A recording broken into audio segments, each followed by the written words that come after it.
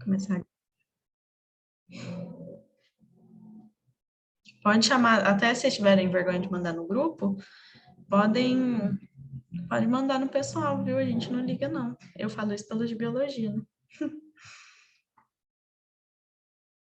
Tá, comecei a gravar. Vocês lembram aqui tudo que a gente tinha falado, retomar, né? Que já faz 2 semaninhas que a gente falou de fermentação, de como os organismos obtêm a energia deles. Aí a gente começou a falar da fotossíntese. Então, hoje a gente vai acabar a fotossíntese e, se der tempo, começar a mitose. É muito importante. Então, a gente viu até pigmentos fotossintetizantes. A gente viu, né, equação geral. Vamos retomar aqui rapidão.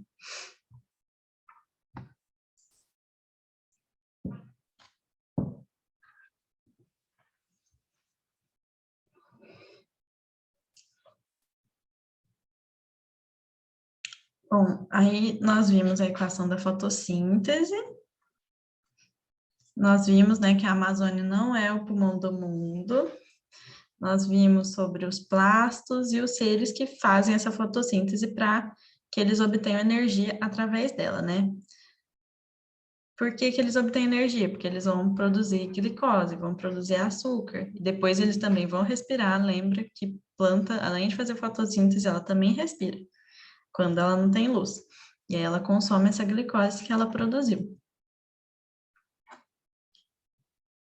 Pigmento fotossintetizante nós vimos. Aí agora nós vamos ver um pouquinho dos fatores que limitam a fotossíntese. Esses gráficos às vezes caem bastante para vocês interpretarem, mas são bem tranquilos, é bem intuitivo, assim. Você pensa que a planta está lá fazendo a fotossíntese dela. Então, tem coisas que vão atrapalhar aí, que vão limitar essa fotossíntese. O que que vai ser? Nós vamos ter os internos, né? A planta tem a clorofila, bem falada, bem conhecida. Então, quanto mais clorofila, mais ela vai fazer fotossíntese. Então, se ela tiver menos fotossíntese. Então, que fator é limitante de fotossíntese? Clorofila. Clorofila é um fator limitante. Enzimas. Sim, porque dentro das células, né, a gente tem as enzimas, que são proteínas que aceleram reações. Então, a planta está fazendo fotossíntese, ela precisa dessas enzimas para acelerar a reação, para serem usadas na reação. Então, se eu tenho uma quantidade X de enzima, elas estão sendo todas usadas, elas limitam, eu não consigo mais fazer mais fotossíntese ainda, porque minhas enzimas estão todas sendo usadas, né? Os estômatos, vocês ainda vão ver em botânica, não sei se Falone já começou a botânica, o João Falone, outro professor, mas os estômatos, eles são estruturas, né, da planta, que eles se abrem, e eles também limitam, porque como eles abrem, eles vão permitir que a fotossíntese ocorra, né? Então, quanto mais eu tiver, maior eu vou conseguir fazer a fotossíntese, né? E os externos, ou os ambientais? Temperatura, né, gente? Se até a gente no frio, por exemplo, fica meio parado, então a planta também não é diferente. Então, dependendo da temperatura, muito também por conta das enzimas. Porque as enzimas, ela tem, olha esse gráfico aqui embaixo, ela tem uma temperatura ótima. Inclusive, por que que a gente ter febre é ruim, né? Na verdade, é ruim e é bom, porque às vezes a febre, ela ajuda a matar o que está causando. Ela ajuda muito, né, em alguns casos. Sim, ela Só que ajuda nem tanto. nem tanto. Primeiro que ela avisa que a gente está ruim. Segundo, que dependendo da bactéria, do vírus que está parasitando a gente, a febre é boa. A gente às vezes, nossa, febre é ruim. Não, às vezes ela está avisando que realmente você está ruim, mas também ela está matando um vírus que está em você. Por quê? As enzimas, elas têm uma temperatura ótima, né? Então, aqui no pico máximo da temperatura, que no corpo humano é 36,5, 36,8. Então, em 36,8, nosso organismo está lá, trabalhando no pau. As enzimas estão ali no auge, ó. Aqui é a velocidade da reação, aqui é a temperatura. Então, elas estão trabalhando ali no auge. Aí eu vou ficando com febre, aí vai diminuindo um pouquinho. Então, muita, né? Se passar uma temperatura muito alta, aí é ruim, mas vamos ver a piada aqui que eu sempre leio no chat. Cérebro, vou esquentar o corpo para 40 graus, porque o vírus não resiste a essa temperatura, corpo, mas eu também não. Muito boa. Ai, ai. O João é muito animado, ele sempre manda as piadas aqui, gente. Eu fico chocada. Ai, Jesus, aí eu passo, toda vez eu abro o chat, eu passo. Aí, aí tem a temperatura, né? Então, as enzimas têm a temperatura ótima, então, se tiver mais quente que isso, é um fator limitante da fotossíntese, porque se aumenta, ó, ela já diminui a função dela, ou se diminui, também diminui a função. Outros, né, gente? Gás carbônico, que a planta precisa absorver ali. Vamos ver o que vocês estão falando no chat. Eu adoro o chat. Bactéria, onus. Corpo, atim. Gente, eu adoro vocês no chat. Tá. Aí, outra coisa que limita. Gás carbônico, água e luz, né, gente? A planta precisa de luz, então se eu tiver sem luz, vai limitar minha fotossíntese. Tá vendo? É bem intuitivo, assim, ó. Caiu uma questão lá, fatores que limitam. Você pensar assim, clorofila, luz, água, né? Aí vai ser bem intuitivo. Aqui, o gráfico, tá vendo, de CO2, ele é um pouco diferente, por exemplo, das enzimas, né? Porque tem uma hora, por exemplo, eu tenho X estômatos e X clorofilas lá. Tenho 10 clorofilas, 10 estômatos. Todas estão sendo ocupadas, tá assim, ó. Duas clorofilas sendo ocupadas com CO2. Aí eu aumento para 10 CO2. Aí depois eu chego a 12 CO2. Então, assim, não tem mais clorofila para CO2.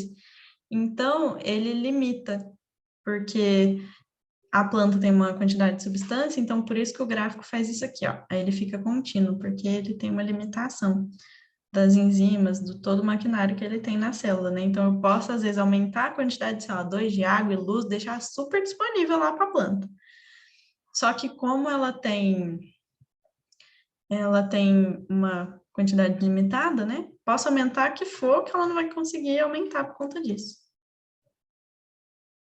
Tá. Agora, um ponto bem importante para a gente, que chama ponto de compensação fótico ou luminoso. E o que é esse ponto de compensação? Pensa, gente, compensar. É a partir desse ponto que vai compensar para a planta, né? Para ela fazer a fotossíntese. Então, como eu falei, né? O que tem nesse gráfico? A intensidade do processo e a intensidade luminosa.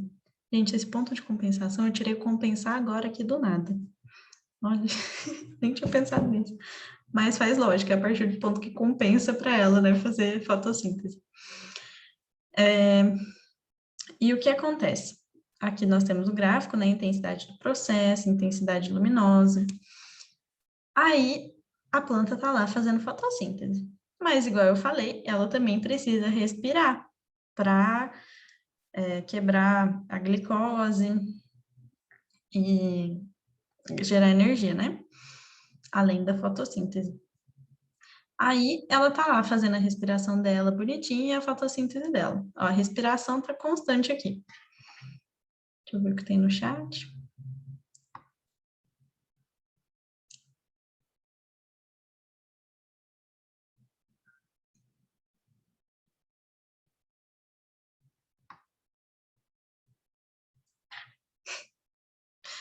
Ai, gente, socorro.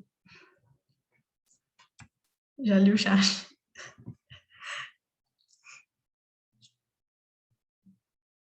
Eu adoro, gente. Eu tenho que parar para ler o chat.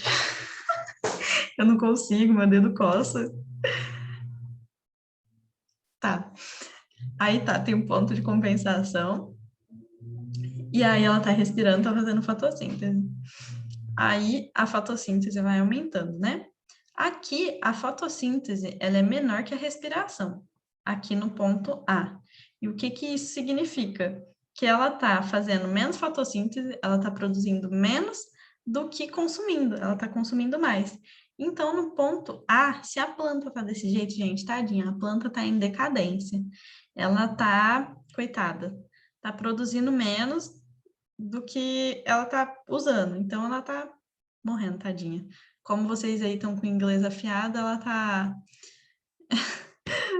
tá morrendo, dying, morrendo. Eu não sei se é assim com ING, mas ok. Mal die, enfim. Aí tá. Ai, gente, por que que eu entro nesse chat? Aí, aqui ela tá em declínio, fotossíntese menor que a respiração. Aí no B, ela tá pareada, gente, a partir desse ponto compensa, ela tá estável, tá lá bonitinha, comendo, gastando o que precisa, tá? Não tá engordando, mas também não tá emagrecendo, graças a Deus. E já aqui no ponto C, ela tá comendo mais, tá mais do que ela tá utilizando, né? Comendo, né? No caso aqui, gente, uma metáfora. Então, ela vai se desenvolver aqui no ponto C. Então, o ponto de compensação fódica é esse pontinho B aqui, que é o ponto em que compensa, né, para ela, que ela, a partir dele para cima, ela já vai estar desenvolvendo a estabilidade. É isso, basicamente. Aí tá. Agora nós vamos ver um pouquinho das fases de claro e das fases de escuro. Bom, eu não estou enxergando muito aqui em cima, gente, vou dar um esquezinho rapidão. Depois eu... Só para enxergar a figura inteira, porque o trem tá aqui em cima da minha tela. Tá, aí, como vai acontecer a fotossíntese? Ela vai ter duas fases, a fase de claro e a fase de escuro. Fase de claro é aquela que vai... Ah, é porque uma vai ser de dia e outra vai ser de noite? Não, vai estar acontecendo toda hora. O que acontece é que na fase de claro, ela vai, obrigatoriamente, ela vai precisar da luz. E na fase de escuro, ela já não precisa tanto assim.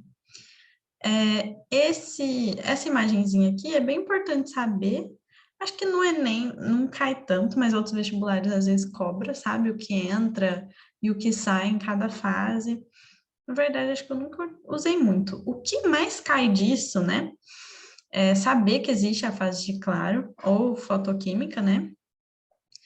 Ela acontece nos tilacoides e nas lamelas da célula, né? E nós temos a fase de escuro ou química, que acontece no estroma. O mais importante para saber disso, eu acho que eu botei no outro slide, vamos ver. Não botei? Não, não botei. Ah, não, botei aqui, gente, o O2, tô louca. Gente, isso cai muito em vestibular. Por quê? Quando a gente fala que a planta, ela pegou o gás carbônico e ela soltou oxigênio, gente, não dá uma sensação que, assim, ó, é o gás carbônico que vai virar o oxigênio. Então, a planta precisa do gás carbônico para transformar em oxigênio, porque, ó, CO2, depois vira O2. Gente, não. É tipo, e o vestibular ama cobrar isso. Várias questões, às vezes, assim, eu matava a questão, porque tava lá, o oxigênio vem da água.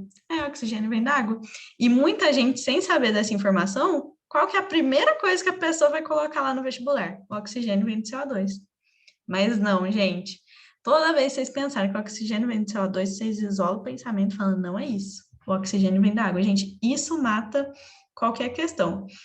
Vocês podem até ver, né? Aqui nós temos a fase de claro, tá entrando luz. E a água entrando nela também. E vai sair como que? Oxigênio. Essa fase vai gerar energia, ATP, para a fase de escuro, porque ó, a fase de escuro, ela não está utilizando a luz, né? Ela precisa de energia. E esse NAD, que eu falei, que é aquele que transporta hidrogênios e elétrons. Aí o NAD vai vir para a fase de escuro. Na fase de escuro que vai entrar o gás carbônico e vai sair a glicose. Vai produzir a glicose, né? Porque é ele que tem o carbono. Mas o O2, gente, vem da água. E é esse o esqueminha, é isso que tem que saber, assim. Aí aqui, né, de novo, para vocês fixarem a equação da fotossíntese, né, gás carbônico, água, luz, que vai formar glicose e oxigênio. Então, toda essa aula aqui foram sobre todos os processos, né? Que cada organismo utiliza em cada lugar. E é isso. Aí eu vou mandar mais exercícios para vocês disso. E o slide. Agora eu vou mandar o slide completo, né? Antes eu tinha mandado picado. Tem no chat. Daem. Ai, meu Deus. O sorriso dela já faz meu dia. Ai, gente. Vocês estão me deixando muito empolgada. Não, já acabou não. Deixa eu ver que horas são. 8h53. Dá pra gente começar comecinho de mitose. Não acabou ainda. Vocês vão ver meu sorriso bonito mais um pouquinho. Nossa, até eu já tô me achando agora com meu sorriso. E amanhã tem mais, gente. 2 dias seguidos de eu. Ai, ai. Uhul. Ai, gente, vocês são demais.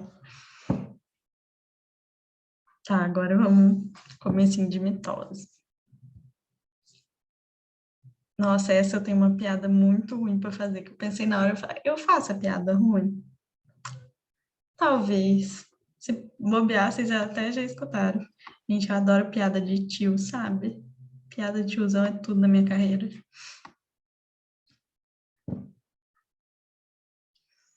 Tá, então vamos começar. Divisão celular, mitose. Gente, isso daqui, mitose, meiose, por favor, atenção redobrada, que cai muito. Nossa, e sabe uma coisa que eu fiz para decorar a diferença entre as duas? Eu vou falar, é bem tolo, mas eu sempre confundia mitose e meiose. Deixa eu ver aqui. Manda, eu adoro. A aula dela é tão boa que a matéria fica até mais tranquila. Graças a Deus, gente. Que bom. Tipo, eu fico muito feliz, porque a minha matéria é uma das mais pesadas, gente. Não tem o que eu fazer, assim, bem complicado. Então, que bom, gente, de verdade. Nossa, o que eu fiz para decorar a diferença entre mitose e meiose, que a gente vai ver na meiose depois, né? Eu confundia muito as duas. Eu falei, gente, mitose, meiose.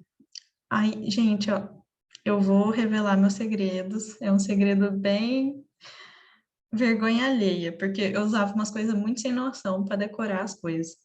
Então, qual é a minha coisa sem noção aqui? Mitose. Gente, sabe quando você tosa o cachorro? Gente, é vergonhoso.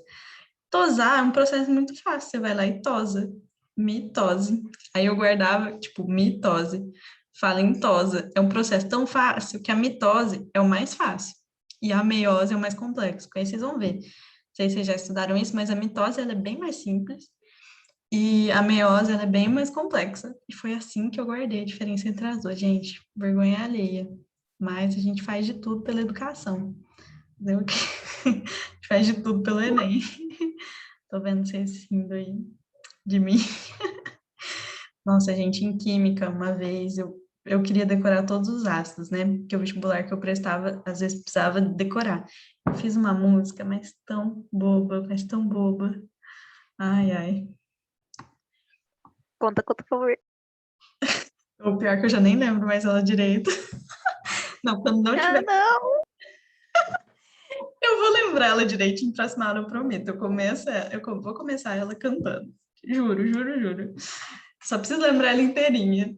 E aí também sem estar gravando, né, gente? Porque isso daqui eu posto no YouTube depois. Imagine um povo lá no YouTube assistindo assim, tipo, nossa, meu Deus, que menina. Então, assim, tem coisa que é só pros VIP, né? Só no começo da aula, quando não tá gravando. Tá, mas vamos lá, que hoje eu tô empolgada, já falei muito. Antes da gente começar a mitose, a gente vai falar um pouquinho sobre os cromossomos. E aí que vem a piada ruim. Vocês sabem o que um cromossomo fala para o outro? Certeza que vocês já ouviram essa. Ah, o João já, certeza. Eu sabia que ele ia conhecer. Quem pode, pode. Você sabe, né, João? O que falar? O que um cromossomo fala para o outro. Ai, cromossomos felizes. Cromos. Gostei. Meu Deus! Gente, eu preciso achar até mais piadas biológicas. Acho tão tiozão ficar contando, acho tão gringe.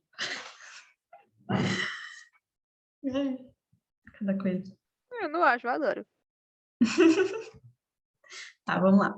E o que são os cromossomos, né? Já falei, dentro da célula, dentro do núcleo, a gente tem nosso DNA. Nosso DNA, nossa moléculazinha de DNA. E o que é o cromossomo, basicamente? Ele vai ser o que contém nossa molécula de DNA. Tem essa semelhança aqui, e aqui nele vai ser nosso DNA enroladinho. Ele se enrola, ele fica bem enroladinho, porque na hora de dividir a célula, o material genético precisa estar bem protegido. Então, quanto mais ele ficar enroladinho, mais ele ficar condensado, né? Porque esse daqui é uma fita, ele está condensadinho. Quanto mais ele ficar condensado, mais protegido ele vai estar. Então, isso é o cromossomo. O cromossomo é nosso DNA enrolado. E aí nós vamos ter os cromossomos homólogos, né? O que são cromossomos homólogos? São cromossomos que eles têm o mesmo tipo ali, né, de DNA. Por exemplo, se aqui tem um gene, aqui vai ter outro gene igual. Se aqui tem um gene para a cor do olho, ele também vai ter. Se aqui tiver um gene para cor do cabelo, que vai ter para cor do cabelo. Aí, às vezes, tem um outro cromossomo que não é homólogo. Aí você pega, os genes vão ser completamente diferentes, né? As características diferentes. Então, os homólogos são aqueles que vão conseguir parear, que vão ter os genes parecidos. Uma parte dele é o centrômero. A quantidade de centrômeros vai delimitar se aquele é um ou dois cromossomos. Então, aqui são os cromossomos duplicados, né? Porque na hora que vai dividir a célula, vai formar outra célula, precisa duplicar o material genético. E por causa disso, isso aqui vai ser 2 cromossomos? Não vai ser 2 cromossomos, vai ser um só, porque só tem um centrômero. Quando ele dividir e formar aqui 2 centrômeros, aí vão ser 2 cromossomos. Mas aqui, ó, tem 2 cromossomos, aqui 2. Por quê? Um centrômero. Então, é isso que define. E aí, quando duplica, né? E aí, o que você pensa, né? Apesar de aqui ser um cromossomo, eu vou ter 2 moléculas de DNA. Aqui é um cromossomo com uma molécula de DNA. Por que que aqui tem 2 moléculas de DNA? Porque está duplicado. E aí, as 2 perninhas dele, quando ele está duplicado, a gente vai chamar de cromátide. Cromátides irmãs. Então, os cromossomos, né, os que são diferentes, e as perninhas são as irmãs, as cromátides. Aí aqui nós temos os tipos. Eu nunca vi pedir tipo no Enem. Se eu vi, eu não me recordo. Mas depois até tem que olhar, mas enfim. Às vezes é bom saber, né? Nós temos o telocêntrico, que ele fica bem na ponta, o centrômero, né? Esse azulzinho aqui é o centrômero, e aqui são as moléculas de DNA. Aí eu tenho o acrocêntrico, que fica um pouquinho mais para baixo dele, ele fica na ponta, esse aqui fica um pouquinho mais para baixo da ponta. Aí eu vou ter o metacêntrico, que é no meio, e o submetacêntrico, que é um pouquinho mais para cima do meio. Acho que eu nunca peguei no Enem isso, se o foco de vocês é Enem, mas às vezes outros vestibulares pedem. E os cromossomos homólogos, é o que eu falei. Por exemplo, se aqui tiver um gene, do outro lado vai ter igual. Se aqui tiver um gene, do outro lado vai ser igual. Ai, não vejo a hora de começar isso, gente. Genética é muito bom. Ver alelo. Então, os cromossomos homólogos, eles vão ser que têm genes semelhantes. Logo, eles vão ter o mesmo tamanho, a mesma forma e a mesma posição de centrômero. Não dá para o cromossomo ser homólogo e um ter um centrômero aqui e outro aqui. Não, eles vão ter bonitinho lá, um do lado do outro. Outro conceito importante, gente, esse conceito precisa saber, porque às vezes cai bastante no Enem, assim, sabe? Essa é uma célula diploide. Essa é uma célula haploide, que é ploidia. O que é a ploidia? Então, isso cai bastante, gente. Foca. Se não estava focado, dispersou, foca aqui. A ploidia vai ser o número de cromossomos. Então, o que vai acontecer? Uma célula haploide, ó, eu vou ter a célula haploide e a diploide.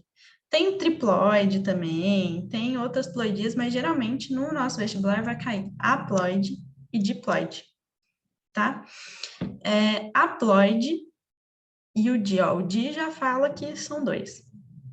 Então, o haploide vai ser um cromossomo de cada tipo. Se tem um só de cada um, ele não vai ter homólogo, porque para ele ter um que é igualzinho a ele, né? Não tem, é um de cada tipo. Agora, se eu tiver 2 de cada tipo, aí eu vou ter o meu homólogozinho, né? Lembra aquele que é o mesmo tamanho, mesma forma. Na célula diploide, ele vai ter 2 cromossomos de cada tipo, ó, aí ele já vai ter o homólogo dele. Então, aqui é um exemplo, né? Essa célula haploide, ela tem 10 cromossomos, né? Então, a gente vai representar, guarda essa sigla aqui também, ó, N igual a 10. Por quê?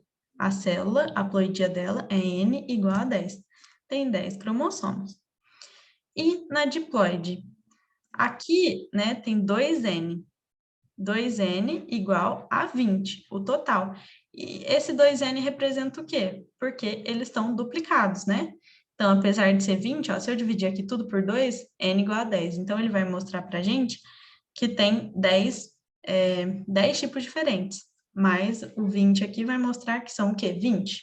Então, 2N igual a 20. Represento com 2Ns, por quê?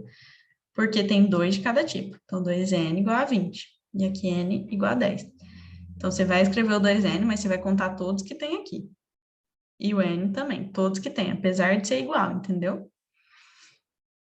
Aí, nas células humanas, né? Como é que funciona na gente?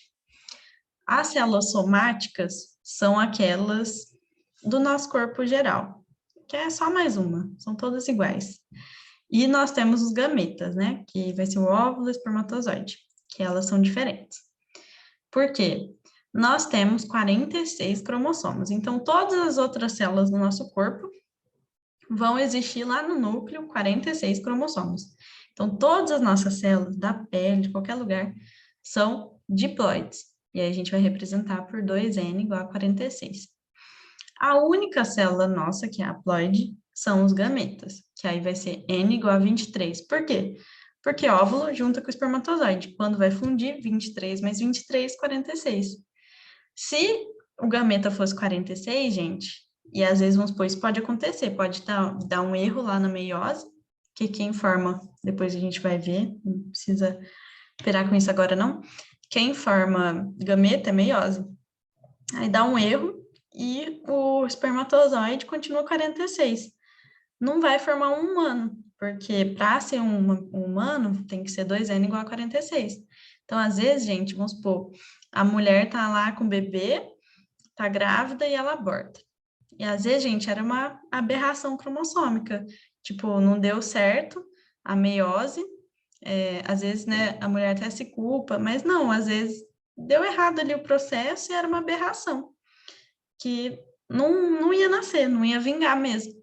Então, para a gente nascer bonitinho, tem que ser 23 mais 23, vai juntar e vai dar 46. E tem muitas outras, né? A gente vai ver depois, mas é mais para frente. Tem outras aberrações cromossômicas, outras coisas mais complexas aí, que são erros na meiose. Aí, a última slide aqui para a gente finalizar, e aí a aula que vem... Nossa, esqueci de tirar esse slide, olha, gente, um slide nada a ver aqui no meio. Aí depois a gente, na aula que vem, a gente começa ciclo celular e a mitose em si. Então, o cariótipo. O que é o cariótipo? Ele vai ser o estudo das características dos cromossomos das nossas células. Então, vamos supor, para que eles usam muito isso? Tipo, o casal tá tendo muito aborto, precisa ver se não tem alguma aberração, alguma coisa, então eles vão analisar o DNA e também podem fazer esse cariótipo aqui, para ver se está tudo certinho e tal. E aí eles vão analisar. E às vezes também eles usam esse cariótipo, por exemplo, a pessoa ela tem alguma deficiência e aí quer descobrir o que é, se é alguma aberração cromossômica, aí faz ele, né? Aqui, por exemplo, nesse cariótipo tem. Por quê? Isso é um cariótipo de humano, né? Então, a pessoa que vai fazer esse exame, né, vai pegar o DNA da pessoa, vai separar bonitinho, todo cromossomo da pessoa e vai colocar numa máquina que vai deixar ele assim, ó, lado a lado. Isso são cromossomos da gente, das nossas células, dos humanos. E aí nós temos 46, ó, tem que ter, tanto é que tem, ó, 23 pares, 23 vezes 2, 46. São dois sexuais, né, que pode ser XX e XY. E o resto são 44 autossomos. E aí o que acontece? Tem que ter 2 de cada um, porque a nossa célula é diploide. E olha aqui, no 18, tem 3. Então, provavelmente essa pessoa, ela tem alguma deficiência devido a isso. Ela é alguma anomalia genética, então, que fez ela nascer com 3. Isso aqui acontece também. No caso, a síndrome de Down, é trissomia do cromossomo 21, que aí são 3 desse 21 aqui. Só um cromossomo a mais, gente. E é isso a aula de hoje. A aula que vem, aula amanhã, no caso. A gente continua com mitose, muito importante. Vamos ler o chat. Espero que não, é porque estou em parzinho, né? Nossa. Enroladinho. Aberração é uma palavra tão pesada, é aberração cromossômica, né? Pesada. Eu também achei na hora de falar, eu até tentei pensar outra palavra, mas geralmente usa isso, eu acho bem pesado mesmo. Mas o conceito nem tanto, As pessoas usam de forma ruim, mas o conceito ficou bem... É estranho mesmo. Não gosto muito de usar, mas... É isso, gente. Boa noite para vocês. E a aula de hoje foi isso. Eu vou ver depois se eu acho uma palavra melhor, mas... Ai, gente, eu tenho que parar de compartilhar. Faz tanto tempo que eu não dou aula que eu esqueci. Gente, boa noite para vocês. Até amanhã. Entrem, aula muito importante.